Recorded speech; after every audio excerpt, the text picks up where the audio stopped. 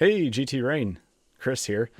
All right, so today I want to talk about one of the most hotly debated topics every single year before the 24 Hours of Le Mans, actually before seemingly every WEC race in general now. It is the topic of balance of performance, BOP. Yes, that's right. Yesterday we had the BOP tables drop for the 24 Hours of Le Mans this year for the Hypercar category. I want to go over that and a couple other things today. First thing I want to say here off the bat is these tables can change after the Le Mans test day. They can actually change after practice and qualifying next week as well.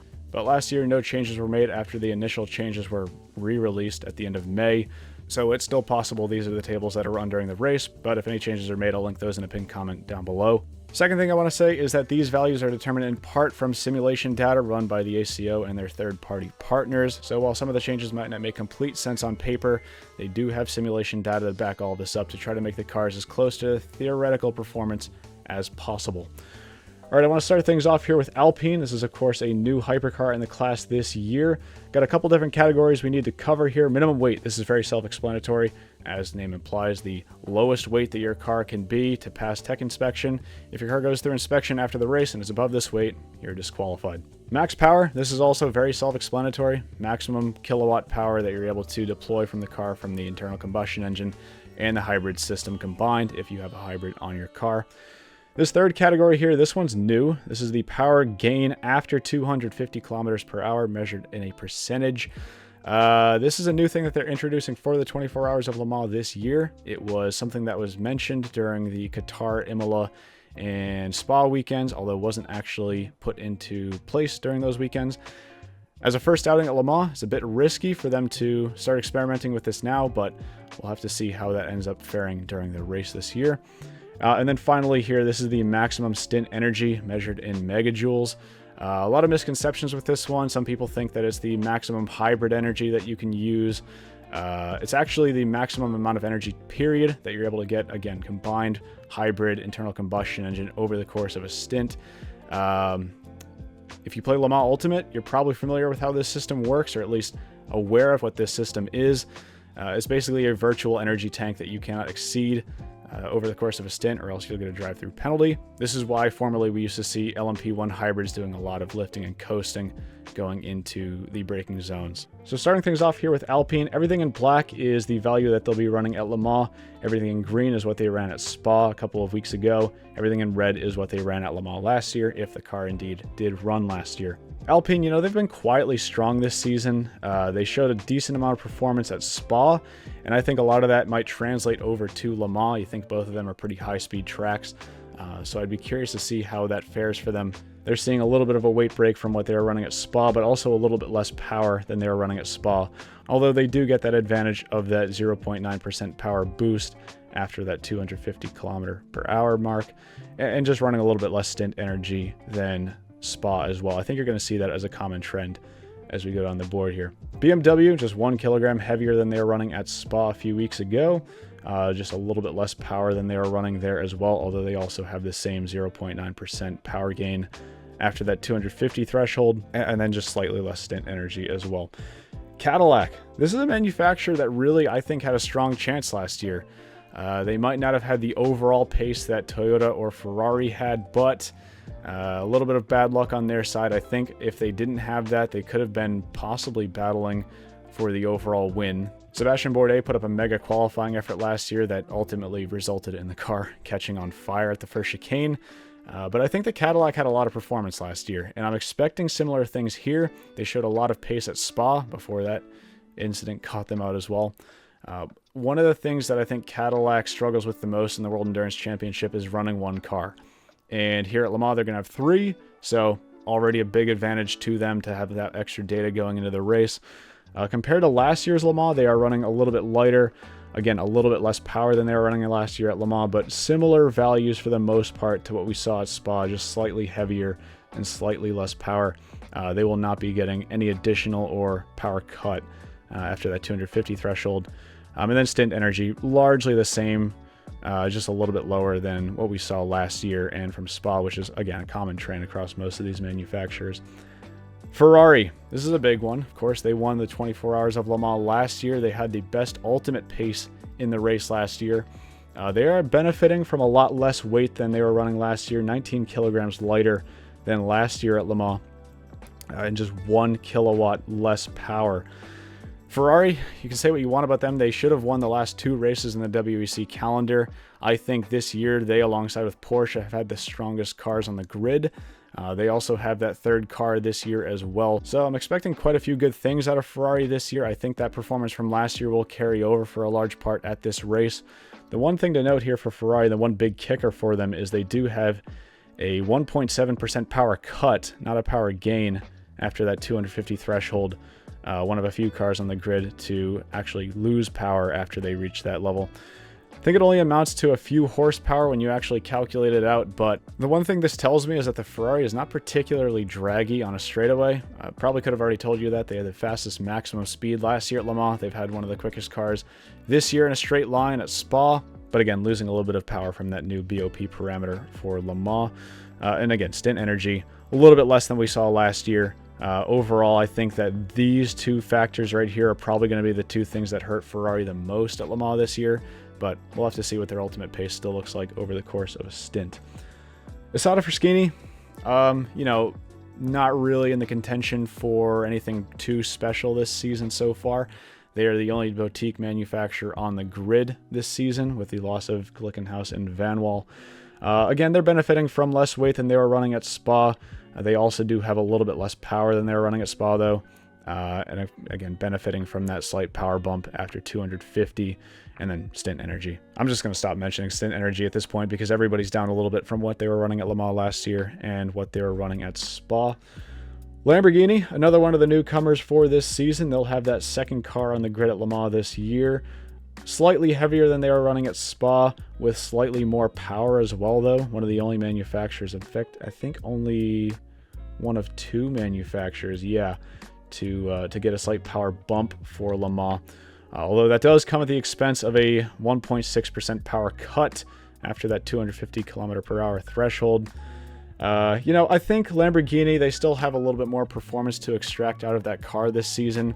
They seem to have been a little bit behind the Alpine and BMW, figuring out the raw performance of that car so far. They were decently promising at the Imola weekend, but we'll have to see what their straight line performance looks like at Le Mans.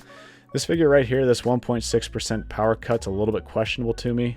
They've been pretty much mid-pack or back of the pack when it comes to event maximum speed this season, so I'm not too sure why they're getting a bit of a cut at the top end side of things, but again, this is all based off simulation data and a lot of other parameters, so I'm going to trust they've done their homework with this one, and we'll have to see how that fares down the long Mulsanne straight at Le Mans. Then we have Peugeot with the new 9X8 that made its debut back at the Imola weekend. I did include the values for that car last year at Le Mans on here, although that was the non-Evo spec car, so I don't know if there's going to be a whole lot of carryover on that front. You can see, again, similar trend to what we've seen for most cars. They have quite a significant weight drop from what they were running at Spa, although a little bit heavier than they had at Le Mans last year. And then the same power levels, actually, that they were running at Spa, although they also do have that 0.7% power cut.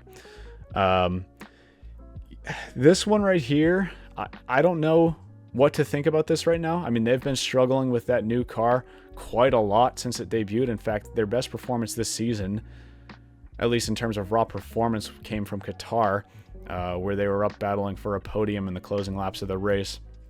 With that new Evo spec car that debuted a few races ago, we haven't really seen its chance to shine yet. Last year, Le Mans was really a breakout race for that car. I think they especially had strength in the wet at Le Mans last year after we had some rain. Last year, they were actually able to deploy that four-wheel drive hybrid energy to the front wheels at 150 kilometers per hour because they were running skinnier front tires. This year, they'll be deploying it at 190 with the rest of the cars. So I think any benefit they had in the rain's probably going to be negated. So we'll see. I mean, I think that's going to be the number one question mark to me is can they match that raw pace they had at Le Mans last year? And looking at this table alone right now, I would have to believe it might be a bit of a struggle for them. But again, we won't know until their wheels on the ground at Le Mans for the test day. Porsche, one of the strongest manufacturers, if not the strongest manufacturer in prototype sports car racing this season. Coming off a win at the Rolex 24 at Daytona this year. Can they replicate that win at Le Mans. They have a 6-car arsenal this year between those 3 factory cars and the 2 privateer Jodas and privateer Proton competition car. Again, they're running a little bit heavier than they were running at Spa, but a little bit lighter than they were running at Le Mans last year. And in terms of max power, it's pretty similar across the board. A little bit more power than they had at Spa, a little bit less than they had at Le Mans last year, rather. And no power cut or gain at that 250 threshold. I think Porsche can be sitting pretty comfy with that one. They were one of the strongest cars in the race last year from a raw pace perspective. I think what ultimately caught them out were just some of the shortcomings from the factory team. Jota, the number 38 car, ended up crashing from the lead in the early stages of the race last year, but I think they had a lot of promising performance alone, and just matched with the consistency and the reliability and the performance they've shown this year. I think a lot of good things are going to come out of that Porsche team at Le Mans this year. Those 3 Porsche teams, actually. And then finally, Toyota. This is the one that got away from them last year. This is the only race they did not win in the 2023 WEC season. They had that very controversial BOP adjustment that was made before the race last year. Initially, the way the WEC was handling BOP last season is they were doing it a few races in advance so that teams wouldn't try to do any sandbagging manipulation. And then they ended up changing it right before the Le Mans test day last year. Toyota ended up getting the bad end of the stick on that one. I think a lot of people would agree on that, running the heaviest car on the grid at Le Mans last year. This year, they're seeing quite a significant weight cut. If you're using imperial units, it's around 60 pounds right there, 27 kilograms, and then running a little bit lighter than they were at Spa as well. Max power on that front, again, it's the same as a lot of other cars we've seen here, a little bit less than Le Mans last year, a little bit less than Spa a few weeks ago, although they also do have that 0.9% power gain after the 250 mark. You know, Toyota's been struggling this season. I think that they'll be the first ones to admit that. You can say maybe the balance of performance has not quite shifted their way in the earlier races this season, quite the way it did after Le Mans last season. Although I don't really think you can discount the level of experience that Toyota has at Le Mans. This will be their 4th year running with that car at this track. They have plenty of data to pull from, and even with that massive weight increase before the race last year, they were still very strong in the hunt for the overall win in the final hours of the race. And I just think it's one that barely slipped away from them. So seeing these new updated values that they'll be running this year, I think we'll see better performance from Toyota than we've seen, certainly at the first few races of the season. Of course, the number 7 car won at Imola this year, although it was really a strategy win for them on that occasion. So I think at Le Mans, we're going to see a lot more raw performance from Toyota than we've seen in the earlier races this season. Okay, that's everything I wanted to cover for the Hypercar class balance of performance this year. Again, these values might change before the race itself, and if they do, I'll pin a comment down below with those updates. Let me know what you think of these changes in the comments down below. Please try to keep it civil, though. I know balance of performance is a very polarizing, controversial topic in the modern world of sports car racing, but please just do remember, all of these manufacturers here would likely not be racing in the 24 hours of Le Mans if it were not for balance of performance. I try not to talk about BOP too much because I think it's one of the uglier topics in modern sports car racing, but just remember, guys, this is a necessary evil. I've said it plenty of times before. But look, hey, at the end of the day, we have 9 manufacturers here to enjoy at the 92nd running of the 24 hours of Le Mans, and I think that's the most important thing at the end of the day. All right, that's it for today. Got plenty more Le Mans content planned for next week. Subscribe to the channel if you don't want to miss any of that, and hope to catch you in the next video.